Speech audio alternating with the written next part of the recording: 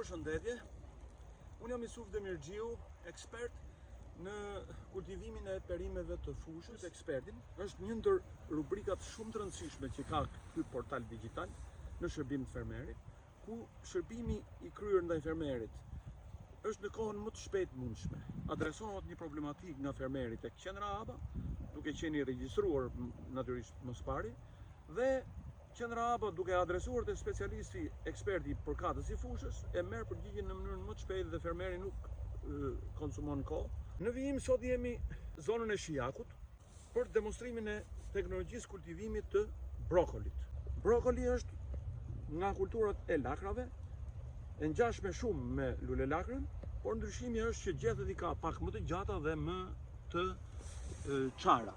Ka vlera shumë të larta ushqyese, me përqindje të larta të vitaminës A dhe C, shumë të rëndësishme për jetën e njeriut, ka fibra dhe ka përqindje të lartë të antioksidantëve, përgjegjëse për luftimin e qelizave të këqija tumorale në organizmin e njeriut.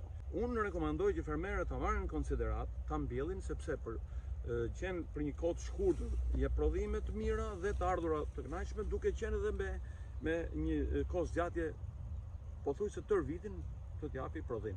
Kërkon kryesisht kushtet e klimës së freskët. Me temperaturat më optimale të zhvillimit janë 15-18 gradë Celsius.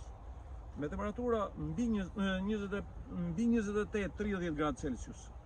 Do të dëmtoj pamjen tregtare dhe cilësinë e kokave të brokolit. Çfarë duhet ketë në konsiderat fermeri përveç të tjerave lidhur me, siç thash, kushtet e klimës, por edhe të tokës?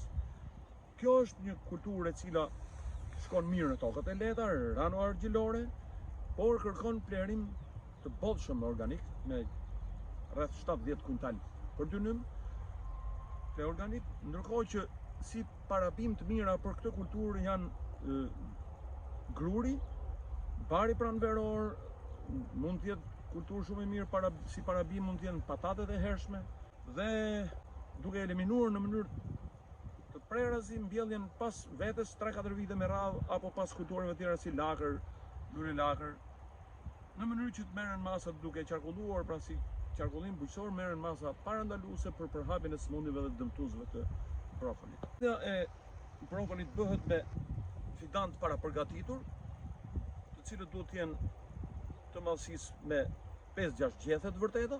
Bjellja bëhet në rreshta 70 cm larg njëri nga tjetri, dhe brenda rreshtit, në varësi të kultivarëve, shkon në kultivarët e hershëm distanca e mbjelljes brenda rreshtit është më afër, rreth 40 cm, në kultivarët e mesëm shkon 50 dhe rreth 60 në kultivarët e vonë. Në momentin e mbjelljes, mirë është që të kryhet një ujitje për sigurimin e zënjes dhe kontrollimi për zëvendësimet mundshme nëse do kemi fidan të pazën, të cilët duhen patjetër të zëvendësohen, në mënyrë që parcelat jetë siç është këtu, domethënë shumë uniforme. Fermeri duhet ketë parasysh që e pëlqen ujitjen e kontrolluar, ujitjet të vazhdueshme, por shumë e rëndësishme është eliminimi i pelgjeve ujëmbajtës. Ujin më shumë e kërkon, sidomos në momentin e formimit të kokave, dhe jemi pikërisht në prag të fillimit të formimit të kokave të brokolit, dhe kjo është periudha më e rëndësishme që lagështira qoftë e kapacitetit ujëmbajtës dhe ajrore të jetë në parametrat e kërkuara, pra rreth 80% lagështirë ajrore dhe 60-70% e kapacitetit ujëmbajtës toka.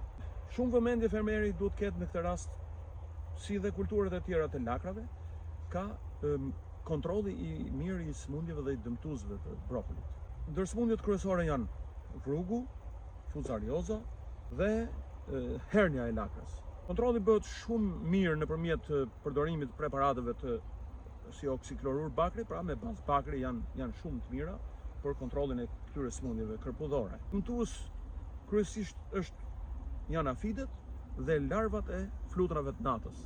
Këta janë ndër dëmtuesit që mund të komplementojnë prodhimin, por që kontrolli i tyre është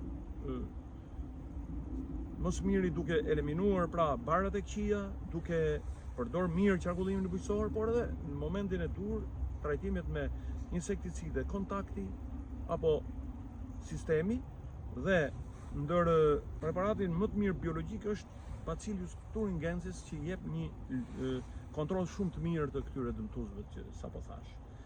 Siç thash, jemi këtu në momentin e formimit të kokave të brokolit, të cilat si kërkesë do duhet të jenë sa më të ngjeshura dhe krijimi i mundësisë të vjeljes për pa filluar të dalin petalet, sepse humb cilësia pastaj e frutit. Është shumë delikate ndaj pranisë në diell, do duhet eliminohet në momentin e vjeljes, duhet ketë patjetër 2-3 gjethe, bile në shumë raste edhe gjatë vegjetacionit.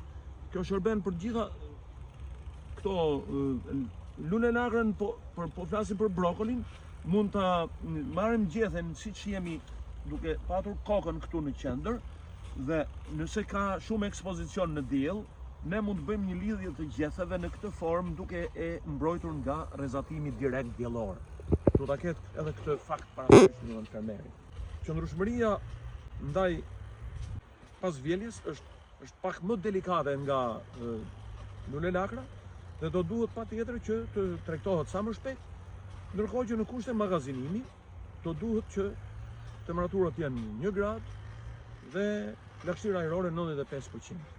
Ju faleminderit shumë për vëmendjen dhe mbarësi.